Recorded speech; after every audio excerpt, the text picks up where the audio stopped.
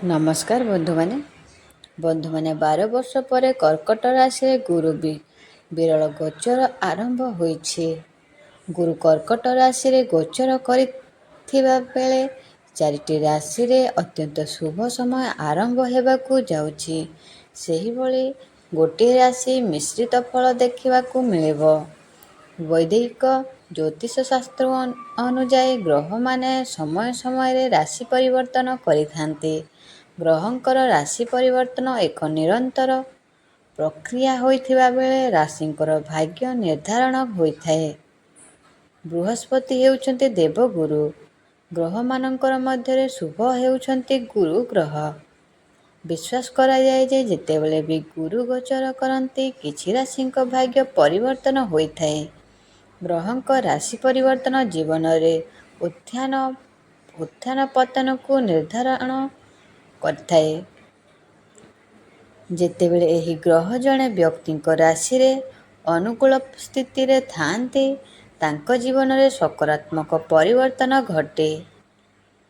ଏହି ଜୁନ୍ 2 ତାରିଖ ଆରମ୍ଭରୁ କର୍କଟ ରାଶିରେ ପ୍ରବେଶ କରିବେ ଗୁରୁ, ଯାହା ଫଳରେ କିଛି ରାଶିରେ ବିରାଟ ପରିବର୍ତ୍ତନ ଦେଖିବାକୁ ମିଳିବ। ଭିଡ଼ିଓଟା ଆରମ୍ଭ କରିବା ପୂର୍ବରୁ ଆପଣମାନେ ଯଦି ଈଶ୍ୱରକୁ ମନରୁ ଭକ୍ତି କରନ୍ତି କିମ୍ବା ବିଶ୍ୱାସ କରନ୍ତି ତେବେ ଭିଡ଼ିଓଟିକୁ ଲାଇକ୍ କରି କମେଣ୍ଟ ବକ୍ସରେ ଜୟ ମା ଲକ୍ଷ୍ମୀ, ଜୟ ଜଗନ୍ନାଥ ଅବଶ୍ୟ ଲେଖିଦିଅନ୍ତୁ। ମିଥୁନ ରାଶି। ଏହି ରାଶିର ବ୍ୟକ୍ତି ଆର୍ଥିକ ଲାଭ ପାଇବେ। ଗୁରୁଙ୍କର ଗୋଚର ହେତୁ ମିଥୁନ ରାଶିର ବ୍ୟକ୍ତିବିଶେଷଙ୍କର ବେଶ୍ ଶୁଭ ହେବାକୁ ଯାଉଛି। ସମସ୍ତ କାର୍ଯ୍ୟରେ ଉତ୍କୃଷ୍ଟ ଫଳ ପାଇବେ। ଏହି ରାଶିର ଲୋକମାନେ ଗୁପ୍ତ ଧନ ପାଇବେ। ପୈତୃକ ସମ୍ପତ୍ତିରୁ ମଧ୍ୟ ଉପକୃତ ହୋଇପାରନ୍ତି। ମିଥୁନ ରାଶିର ବ୍ୟକ୍ତିବିଶେଷ ନୂଆ କିଛି କରିବାକୁ ଚାହୁଁଥିଲେ ସେଥିରେ ସଫଳ ହେବାର ସମ୍ଭାବନା ଅଧିକ ଅଛି। ଅଚାନକ ଧନ ସମ୍ପତ୍ତି ମିଳିବ। ଟଙ୍କା ପଇସାର ଅଭାବ ରହିବନି। ଏହି ରାଶିର ବ୍ୟକ୍ତି କୌଣସି ସ୍ଥାନରୁ ହଠାତ୍ ଆର୍ଥିକ ଲାଭ ହେବାର ସମ୍ଭାବନା ରହିଛି। କନ୍ୟା ରାଶି। କନ୍ୟା ରାଶିର ବ୍ୟକ୍ତିବିଶେଷ ପୈତୃକ ସମ୍ପତ୍ତିରୁ ଉପକୃତ ହେବେ। ଦେବଗୁରୁଙ୍କ ସକାରାତ୍ମକ ପ୍ରଭାବ ଆପଣଙ୍କର ଜୀବନରେ ସମୃଦ୍ଧତା ଆଣିବ। ଆପଣ ଧାର୍ମିକ କାର୍ଯ୍ୟକଳାପରେ ବହୁତ ଆଗ୍ରହୀ ହେବେ। ବାକି ଥିବା ଟଙ୍କା ମିଳିବ। ରାଶିର ଲୋକମାନେ ସମ୍ମାନ ସମାଜରେ ବୃଦ୍ଧି ପାଇବେ। ଆପଣ ଟଙ୍କା ରୋଜଗାର ଉପରେ ସମ୍ପୂର୍ଣ୍ଣ ଧ୍ୟାନ ଦେବେ। ଏହି ରାଶିର ଲୋକମାନେ ସେମାନଙ୍କର ପରିଶ୍ରମର ସମ୍ପୂର୍ଣ୍ଣ ଫଳ ପାଇବେ। ମକର ରାଶି। ଏହି ରାଶିର ବ୍ୟକ୍ତିବିଶେଷ ବେଶ୍ ଭଲ ସମୟ ଆରମ୍ଭ ହେବାକୁ ଯାଉଛି। ଏହି ମାସ ଭଲରେ ଅତିବାହିତ ହେବା। ପିଲାମାନଙ୍କ କିଛି ସମସ୍ୟା ଓ ପରିବାରରେ ହଠାତ୍ କୌଣସି ଘଟଣା ମନକୁ ବିବ୍ରତ କରିପାରେ। ବନ୍ଧୁଙ୍କ ଉପରେ ବୃଥା ସନ୍ଦେହ କରନ୍ତୁ ନାହିଁ, ଯାହାଦ୍ୱାରା ଲାଭ ବଦଳରେ କ୍ଷତି ହିଁ ହେବ।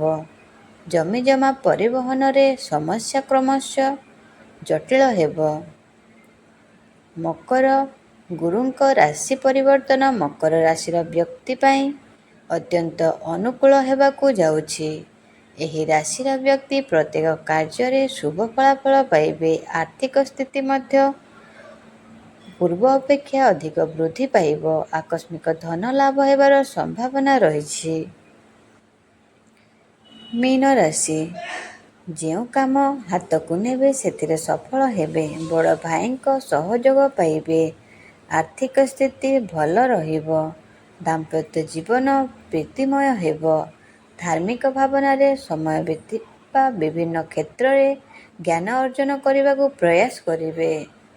ତ ବନ୍ଧୁମାନେ, ଆପଣଙ୍କର ଯଦି ଏହି ରାଶି ହୋଇଥାଏ ତାହେଲେ ଭିଡ଼ିଓଟିକୁ ଲାଇକ୍ କରି କମେଣ୍ଟ ବକ୍ସରେ ଜୟ ମା ଲକ୍ଷ୍ମୀ, ଜୟ ଜଗନ୍ନାଥ ଅବଶ୍ୟ ଲେଖିଦିଅନ୍ତୁ।